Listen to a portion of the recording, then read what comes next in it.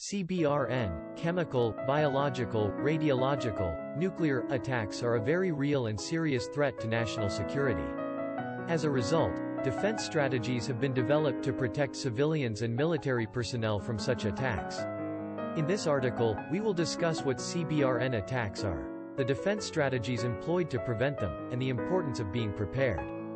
CBRN attacks can take many forms. Chemical attacks typically involve the use of toxic gases or chemicals that can cause significant harm to individuals exposed to them. Biological attacks involve the use of bacteria, viruses, or other pathogens that can spread diseases and cause widespread illness or death.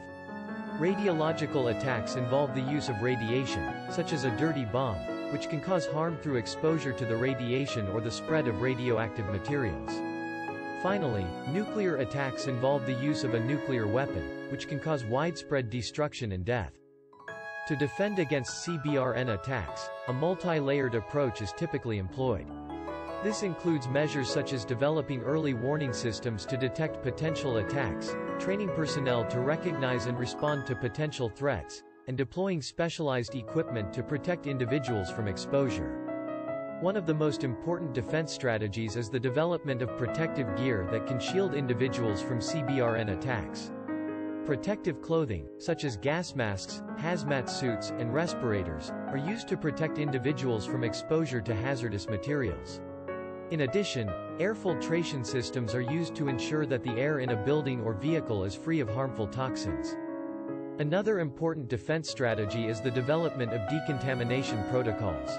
In the event of a CBRN attack, it is essential to quickly and safely decontaminate individuals who have been exposed to hazardous materials.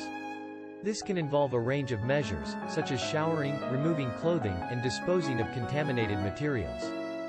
Finally, emergency response plans are essential to ensure that personnel can quickly respond to a CBRN attack. This may involve evacuating civilians from the area, providing medical care to those who have been exposed to hazardous materials, and conducting investigations to determine the source of the attack.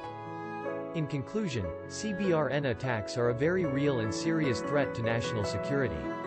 As a result, defense strategies have been developed to protect civilians and military personnel from such attacks.